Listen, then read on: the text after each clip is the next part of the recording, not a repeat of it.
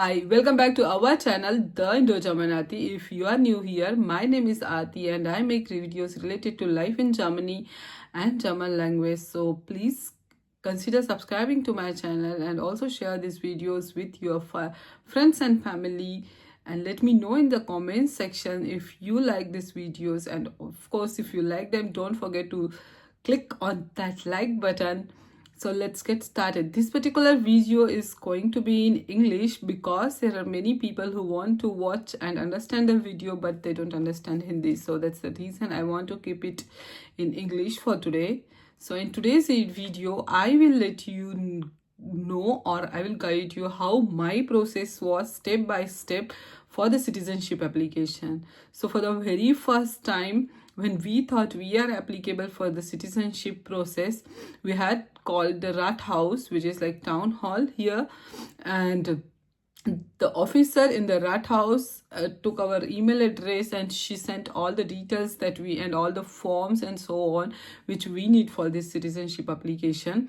So for example, currently the process can be different because there are some cities and states where the process is entirely online, so you can upload your documents online, and so that this first step is skipped, like the calling the Rathaus and getting all the details. But I'm sharing my experience. So we had to call Rathaus and the officer there has sent us all the documents and forms that were needed to be filled, and also along with she sent a list of documents that we had to keep ready during this application process. So first thing was like Einbürgerungsantrag, which is form for the application of citizenship, one passport photo and the copy of your current passport, and also the residence permit. It can be like anything if you are having blue card, PR, and so on. And you also needed like Geburtsurkunde, which is birth certificate, and if you are married, also the marriage certificate. So again, these are like the personal identification documents, and for the financial perspective, they needed like the payslips of your last 3 months, and also if like you are working, you need to also get a document from your employer, which is in German called like Bescheinigung des Arbeitgebers. So you can just talk to your HR and get it from them. So this has to be always like current. There are many situations where you need these documents, but I would say it has to be always current when you apply for the citizenship. And also there is a document called as Rentenversicherungsverlauf, which shows how much you have contributed to the pension system so far, like the entire amount and so on. So this can be obtained from the Renten department. There is an online link wherein you can request it and you will get it per post delivered to your home.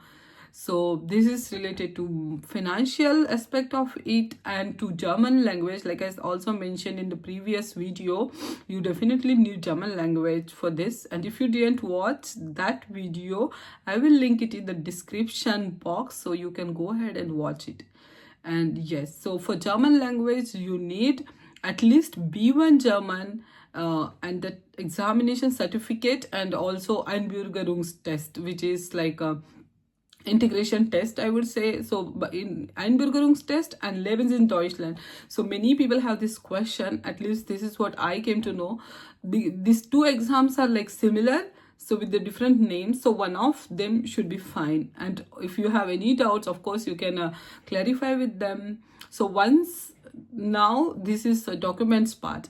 Once you have all the documents, you have to make an appointment with the Rathaus and then take all of these documents. And this was like specifically specified that if you have all the documents and all the forms with you, you just have to fill up the forms but not sign them. And I will tell you ahead why it was so. So you have to collect all the documents, go there, submit them. But the important thing is, when you also, for example, let's say I said like passport copy, so you have to also take your original passport. So all the passports, all the original documents and their photocopies. Yeah, take all the documents and their photocopies, so in case she wants to, or he or she wants to ask for the original ones, you are in the position to show them right away. And the next step, when we had the appointment, it was not so difficult, I would say, like all the forms were filled and so on, but there were some documents which the officer wanted us to read, and she asked a couple of questions from them. So make sure that you understand the document.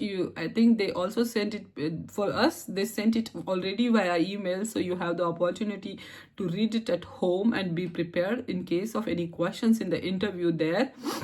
So this was like pretty good. But one of the important point that I want to mention here, when you are in that particular room where your appointment is happening, you are not supposed to speak any other language other than German. So this happened to me, like I talked to my husband in Hindi because that's like the normal thing that we talk in, and the lady pointed out that in this room you are not allowed to speak German. So this is one point I think you will have to keep it in mind when you go for the appointment.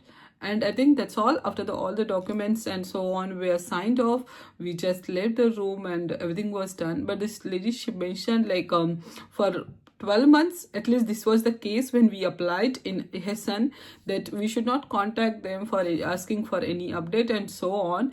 So it will take some time for processing the documents. But another important point, and this is something somebody has asked me, like, what happens when we apply for citizenship and then we are waiting for this update, and in case something changes. So this was also something that was clarified by the officer. In case something is changing, like that can be anything. For example, your job is changing, your salary is changing, your city is changing, your address is changing. So anything for that, but from that perspective, you have to keep them informed. For example, what happened in my case, once after I applied for the citizenship, my PR was also applied. And when during this time waiting period, I received my PR. So I was supposed to inform and also send them the scanned copy of my PR document to them. And this is like really important. In case you change anything, just let them know. All the things that you have to keep in mind. And let's say after like probably 1 year, 1.5 years or something like this, we received like a letter from the office which is processing the citizenship applications about the payment of the money that we need to have for this process and so on. So we just paid that. They have like account number and so on, wherein you can transfer it. So that's like quite straightforward. You really don't have to like do something difficult there. And then we had in couple of months again, we received, for example, a letter from them that our certificates are ready, like naturalization certificates. And after that, we also received from an email from our local rat house, which said that our certifications are ready and they are received by the rat house. So we had to make an appointment with them to pick up those certificates. And then once this appointment was made, and many people asked me like how difficult was the interview and what all was there and what all the questions were asked. So I think not many questions were asked, but again there was a document which was supposed to be redone.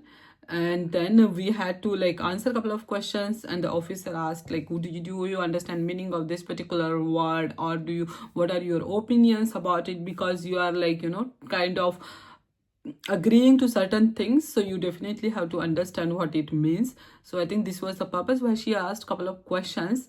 And then after that, I think we had to it was like taking an oath.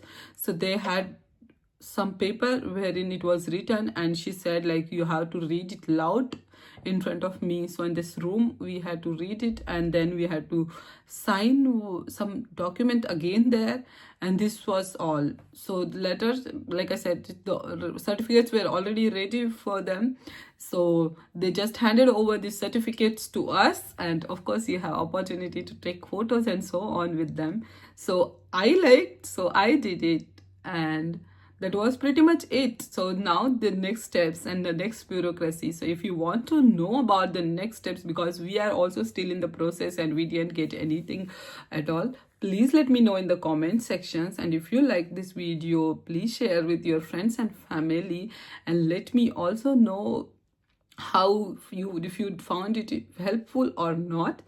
Thank you so much.